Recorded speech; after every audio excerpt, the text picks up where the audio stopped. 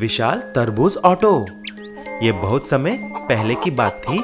दक्षिण भारत में एक छोटा सा गांव था, नागपट्टनम। उस गांव में एक स्पेस रिसर्च ऑर्गेनाइजेशन था। वहां पर तरह तरह के एक्सपेरिमेंट होते थे। रॉकेट्स और सैटेलाइट्स भी बनाते थे। वहां पर जाना बहुत ही मुश्किल था। साधारण व्यक्तियों को अंदर नहीं आने देते थे, क्योंकि ये सब जातीय सुरक्षा का व्यवहार था। उसी गांव का रहने वाला मदन के पास एक ऑटो था। मदन एक साधारण व्यक्ति था। वह अपने बेटा किशोर के साथ रहता था। बेटा किशोर, मैं ऑटो चलाने बाहर जा रहा हूँ, तुम घर में ही रहना।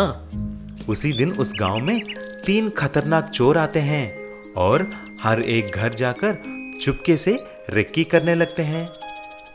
भाई देखा, इस गांव में सभी बहुत धनवान हैं। सभी के पास बहुत सारा पैसा, गाड़ियां भी हैं। हमको 1 महीने के अंदर पूरे गांव में चोरियां करनी है। ऐसा सोचकर तीनों चोर उस गांव में चोरियां करने लगते हैं। एक दिन मदन के घर भी आते हैं और बाहर रखे ऑटो को रात को आकर चोरी करने के लिए सोचते हैं। फिर तीनों रात को आकर धीरे धीरे ऑटो को चुरा ले जाते हैं। सुबह जब मदन और किशोर देखा कि ऑटो वहां पर नहीं है, किशोर ने ऐसा बोला, आप उदास मत हो पापा, मैं हमारे ऑटो को किसी भी तरह ढूंढ लूंगा। ठीक है बेटा, तुम जाकर ढूंढो, मैं पुलिस स्टेशन में जाकर कंप्लेंट करता हूँ। किशोर जाकर ऑटो को ढूंढने लगता है। जाकर सारा गांव गली ढूंढता है, लेकिन ऑटो कहीं भी नहीं मिलता। किशोर ढूंढते ढूंढते गांव से दूर स्पेस रिसर्च सेंटर तक चला जाता है। वहां पर एक जगह कुछ झाड़ुओं में उसे कुछ चमकता हुआ दिखाई देता है। अरे बाप रे, ये तो कुछ अद्भुत डिवाइस जैसी दिख रही है। ये जरूर कुछ यंत्र होगा। मैं इसे घर ले जाकर टेस्ट करता हूँ। किशोर उस यंत्र को घर लेके आता है। उसके पापा मदन भी उसको देखता है, लेकिन कुछ समझ में नहीं आता। सारा बटन दबाकर देखते हैं, लेकिन वह कुछ काम नहीं करता। फिर किशोर ने एक तरबूज लाकर उस डिवाइस के सामने रखता है और उस यंत्र को भी नीचे रख देता है। तभी उसमें से एक लेजर आती है और तरबूज पर पड़ती है। तभी एक बड़े धमाके के साथ वह तरबूज एक बड़ा तरबूज की ऑटो में बदल जाता है। तभी मदन ने बोला, अरे बेटा, ये तो अद्भुत है, तुमने कमाल कर दिया है। अभी हम इसी तरबूज ऑटो को चलाकर अपना गुजारा कर सकते हैं। ये बात पूरे गांव में फैल जाती है। सभी लोग उस अद्भुत तरबूज के ऑटो पे चढ़कर मजा लेते हैं।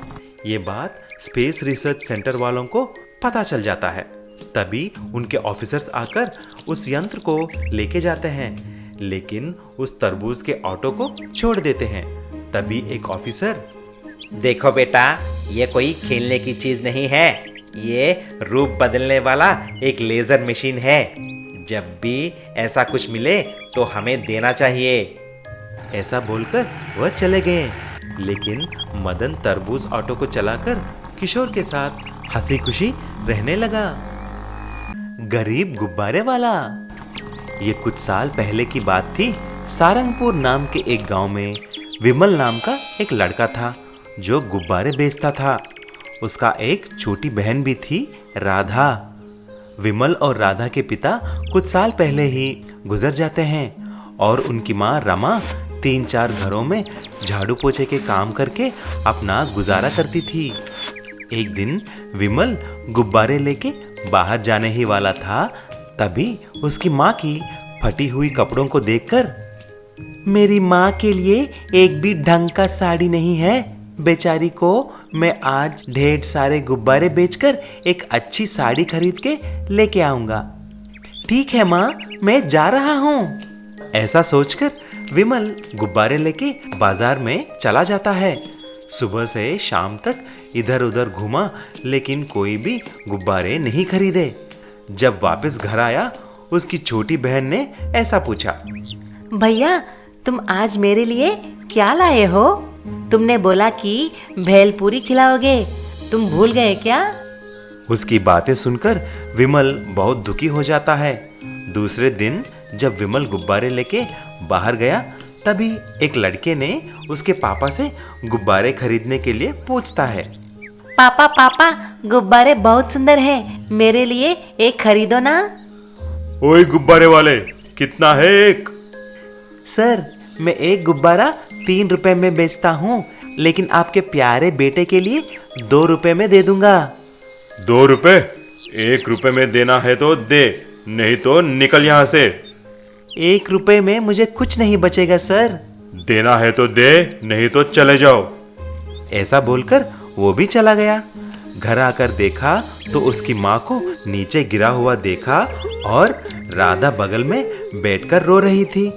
तुरंत विमल कुछ पानी लाकर रमा के मुंह पर छिड़कता है। तभी रमा को होश आ जाती है और रमा ने ऐसी बोली। बेटा ये कुछ नहीं है, 2 दिन से मैंने कुछ नहीं खाया, जो कुछ भी बचा था मैं तुमको और बहन को दे दिया, इसीलिए थोड़ा चक्कर आकर गिर गई, और कुछ नहीं है। माँ, मैं अभी जाकर कुछ दवाइयाँ लाता हूँ। राधा, तुम माँ का ख्याल रखना। बेटा लेकिन आज भी तुम कुछ गुब्बारे नहीं बेचे ना, दवाई के लिए पैसा किधर से लाओगे? तुम उसकी चिंता मत करो माँ। विमल बाजार जाकर एक मेडिकल शॉप के बाहर खड़े होकर देखता है। तभी एक आदमी आकर चक्कर आने का और बुखार का दवाई पूछता है। जब दुकान मालिक दवाई आकर टेबल पे रखा, तुरंत विमल ने जाकर उस दवाई को छीनकर घर के तरफ भागने लगता है। सभी लोग उसका पीछा कर लेते हैं। जब विमल घर आया, रमा पूछती है, दवाई कैसे आया? तभी विमल ने बोला, माँ मुझे माफ कर दो, माँ मुझे माफ करो, मैं इन्हें चोरी करके लाया हूँ। तभी मेडिकल शॉप वाला भी पीछा करते हुए घर आ गया और सब कुछ देख लेता है। तभी रमा ने, भाई साहब इसे मत मारो, दवाई मेरे लिए ही चोरी किया है इसने। ये सब देखकर दुकान का मालिक चला जाता है। बेटा एक बात ध्यान से सुनना, हमको किसी भी हालत में चोरी नहीं करना है। जादुई पैसा घर, पैसों का पेड़। एक गांव में नकुल और सहदेव करके 2 अच्छे दोस्त रहते थे। उन दोनों के घर आजू बाजू में थे। वह दोनों एक साथ मिलकर एक मालिक के यहाँ खेत में काम करते थे। उन दोनों में से नकुल थोड़ा नाटकबाज था। वह काम कुछ नहीं करता था। सारा काम सहदेव पर छोड़कर जाकर आराम से पेड़ के नीचे सो जाता था। लेकिन शाम को जब पैसे देने का वक्त आता था, तभी नकुल नाटक करता था और ऐसा बोलता था, मालिक देखा कितना काम किया है हम दोनों मिलके। लेकिन सहदेव कुछ नहीं बोलता था, क्योंकि वह दोनों बचपन से बहुत अच्छे दोस्त थे। ये सब जानकर सहदेव की बीबी उससे ऐसी बोली, अरे ओ पति परमेश्वर, तुम क्यों उस नकुल के साथ काम करते हो? वह तुम्हें लूट रहा है, तुम खुद ही काम क्यों नहीं करते? अरे मेरी प्यारी शीला, वह नाटक जरूर करता है, लेकिन वह मेरा बचपन से अच्छा दोस्त है और उसे मदद करना मुझे अच्छा लगता है। छोड़ दो उसको, वह कभी ना कभी सुधर जाएगा। ऐसा ही कुछ दिन बीत जाते हैं। एक दिन वह दोनों काम खत्म करके जंगल के रास्ते से जा रहे थे। इतने में एक स्वामी जी को पेड़ के नीचे बैठकर तपस्या करते हुए देखते हैं। अचानक वहां पर एक सांप उस स्वामी जी के तरफ जाते हुए देखते हैं। तभी सहदेव ने बोला, अरे यार, उस सांप को पकड़कर स्वामी जी को बचाना है। अरे यार तुमको क्या पड़ी है, बेकार की बातें छोड़ो और अपना काम करो, चलो। लेकिन सहदेव उसके बातों को सुने बिना उस सांप को पकड़कर वहां से दूर फेंक देता है। इतने में स्वामी जी आंख खोलकर देखते हैं। स्वामी जी, हम दोनों मिलकर आपको उस सांप से बचाया है।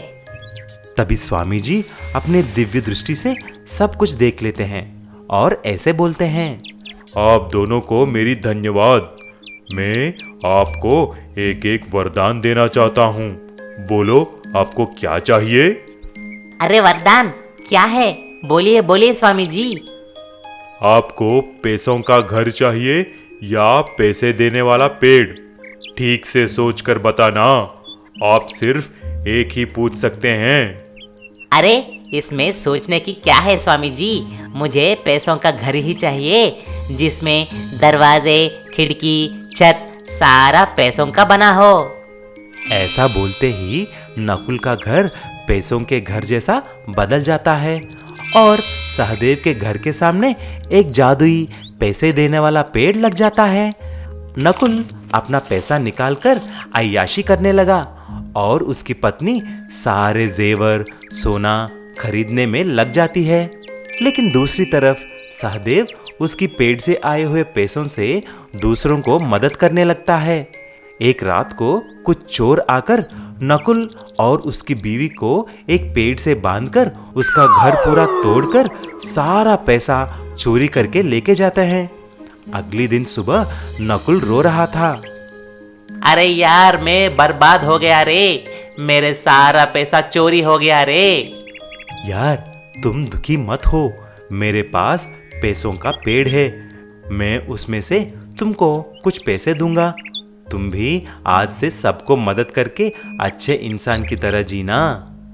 उसके बाद नकुल भी सहदेव के पेड़ के पैसों से एक घर बना देता है और सबको मदद करते हुए अच्छे से जीने लगता है।